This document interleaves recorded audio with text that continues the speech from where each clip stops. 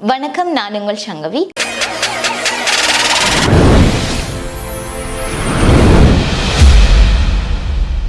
வீடியோக்குள்ளே போகிறதுக்கு முன்னாடி என்னோட சேனலுக்கு யாராச்சும் புதுசாக வந்திருக்கிறீங்களா சப்ஸ்கிரைப் பண்ணுங்க.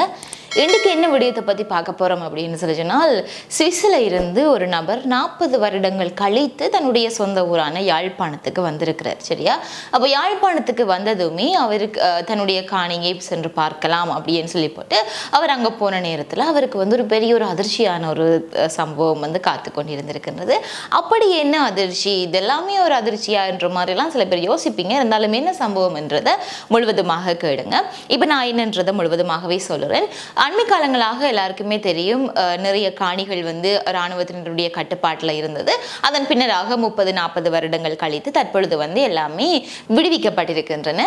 அது மட்டுமின்றி பார்த்தீங்கன்னு சொல்லி சொன்னால், நிறைய பேர் அந்த 30-40 வருடங்களுக்கு முன்னதாக உள்நாட்டில் இருந்த போர் காரணமாக குடாநாட்டு மக்கள் மட்டுமின்றி ஏராளமான மக்கள் புலம்பெயர்ந்து வேறு வேறு நாடுகளில் தான் வாழ்ந்து கொண்டு வரையினம். அந்த மாதிரி தான் யாழ்ப்பாணம் தெல்லிப்பளை பகுதியில் இருக்கக்கூடிய தெல்லிப்பளை பிரதேச செயலர் பிரிவில் காங்கேசன் துறை மாங்கொல்லி பிரதேசத்தில் தான் இந்த ஒரு சம்பவம் பதிவாக இருக்கிறது. அந்த பிரதேசத்தை சேர்ந்த ஒரு நபர் 40 வருடங்களுக்கு முன்னதாகவே சுவிஸுக்கு சென்று அங்கேயே அவர் வாழ்ந்து வந்து கொண்டிருந்திருக்கின்றார். தற்பொழுது அவருடைய காணி பகுதிகள் எல்லாமே இராணுவத்தினுடைய கட்டுப்பாட்டில் இருந்து விடுவிக்கப்பட்டதை அடுத்து அவர் மீண்டுமாக சுவிஸில் இருந்து தன்னுடைய காணியை பார்ப்பதற்காக போயிருக்கின்றார். அந்த காணியில் பார்த்தீங்கன்னா அவர்களினுடைய குல தெய்வமான ஞான வைரபர் ஆலயம் ஏற்கனவே அவர்களினுடைய காணியில இருந்திருக்கின்றது. அது அவர்களுடைய குலதெய்வமாக இருந்திருக்கின்றது. இப்படி இருக்கின்ற பொழுது அந்த காணியில் அவர்கள் அந்த 40 வருடத்துக்கு முன்னதாக போகும் பொழுது ஒரு ஆலமரம் மட்டும்தான் அந்த ஆலயத்திற்கு அருகில இருந்திருக்கின்றது. ஆனால் இப்பொழுது திரும்பி பார்க்கின்ற பொழுது அங்கு அந்த ஆலமரம் இல்லை,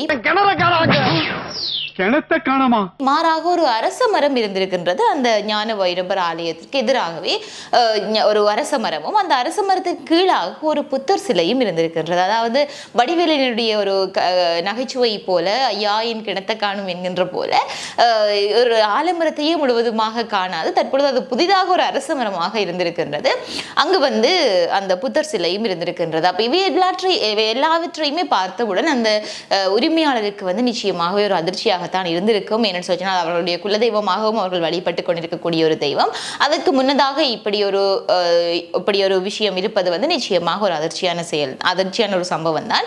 இப்படி இருக்கின்ற பொழுது அவர் தன்னுடைய கருத்துக்களை சொல்லுகின்ற பொழுது, இராணுவத்தினருக்கு அந்த புத்தரினுடைய சிலையை வைத்து அவர்கள் வழிபட வேண்டும் என்று சொன்னால் நிச்சயமாக அவர்கள் வேறு இடத்துல வைத்து அதனை வழிபட முடியும். அதற்கு நாங்கள் எந்த ஒரு மாற்று கருத்துமே சொல்ல மாட்டோம். ஆனால் மாறாக தங்களுடைய குலதெய்வத்திற்கு எதிராக ஒரு அரச மரத்தை அது தாங்கள் சென்றதன் பின்னராக ஒரு 40 வருடங்களுக்கு உள்ளாக அந்த அரச மரத்தை புதிதாக அவர்கள் நட்டு அது வளர்ந்து அதன் பின்னராக அதன் கீழ் அந்த புத்தர் சிலையை கொண்டு வைத்ததாகத்தான் அவர்கள் சொல்லுகின்றார்கள். ஆகவே இப்படி இருக்கின்ற பொழுது தெல்லிப்பளை பகுதியில் அண்மை காலங்களாக சட்டவிரோதமாக மரங்களும் கூட வெட்டப்பட்டு கொண்டு வருகின்றது. ஆகவே இது எல்லாத்தையுமே கருத்தில் கொண்டு இனிமேல் வருகின்ற காலங்களில் நிச்சயமாக இந்த புலம்பெயர்ந்த உறவுகள் நிறைய பேர் அவர்களினுடைய சொத்துகள் காணிகள் எல்லாமே இங்கே இருக்கும். ஆனால் அவர்கள் அங்கே வாழ்ந்து கொண்டு வருவார்கள்.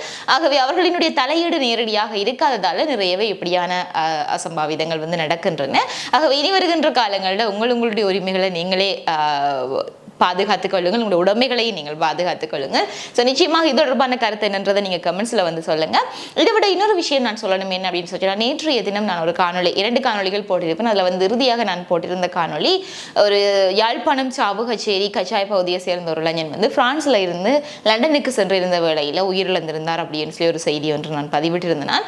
அந்த செய்தியில தவறுதலாக ஒரு விடயம் நான் குறிப்பிட்டிருப்பேன். அதாவது என்ன அப்படின்னு சொல்லி சொன்னால், இந்த லண்டனுக்கு செல்ல வேண்டும் அப்படின்னு சொல்லி தரை மார்க்கமாக அலட்டி கடல் மார்க்கமாக செல்கின்ற வேளையில் அவர் தரை மார்க்கமாக சென்றிருந்தார், அதாவது காட்டு வழியாக சென்றிருந்தார் அப்படின்னு சொல்லியிருந்தார். ஆனால் அப்படி நடக்கவில்லை. மாறாக அவர் கடலில் தான் படகு மூலமாகத்தான் அவர் பயணமாக இருக்கின்றார். அவர் மட்டும் கிடையாது, அவருடன் சேர்ந்து இன்னும் சில பேர் அகதிகளாக பிரான்ஸ்ல இருந்து லண்டனுக்கு சென்று கொண்டிருந்திருக்கின்றார்கள். அப்படி அவர்கள் எல்லாருமாக சேர்ந்து பயணித்துக் கொண்டிருந்த வேளையில தான் ஒரு சிறு புயல் ஒன்றில் அந்த படகு அம்பிட்டு அதன் பின்னராக அந்த படகு கவிழ்ந்த இடத்துல தான் அந்த இளைஞர் உயிரிழந்திருக்கின்றார். அவரை காப்பாற்றுவதற்கு இனியவர்கள் முயற்சி செய்தும் அது பலனளிக்கவில்லை அப்படின்னு சொல்லப்படுகின்றது. ஆகவே இனி வருகின்ற காலங்களில் நாம் வளமையாகவே சொல்வது போலதான் எந்த ஒரு விடயம் செய்வதாக இருந்தாலும் நிச்சயமாக அவதானமாக செயற்படுங்கள். இந்த 2 செய்திகளையும் தாண்டி இன்னொரு தகவலும் உங்களுக்காக இருக்குது. என்ன அப்படின்னு பார்த்தீங்கன்னு சொல்லி சொன்னால், ஆஸ்திரேலியாவில் வசித்து வரக்கூடிய ஒரு தமிழர் சுஜிஹரன் தம்பி ராஜா எனப்படுகின்ற ஒரு தமிழர் வந்து ஒரு சிக்கல்ல அங்க வந்து அவர் அகப்பட்டிருக்கிறாருன்னு தான் சொல்ல வேண்டும். என்ன சிக்கல் அப்படின்னு பார்த்தீங்கன்னா, இவர் வந்து 8 மில்லியன் அமெரிக்க டாலர்களை வந்து வங்கியில வைப்பிலிடுவதற்காக சென்றிருக்கின்றார்.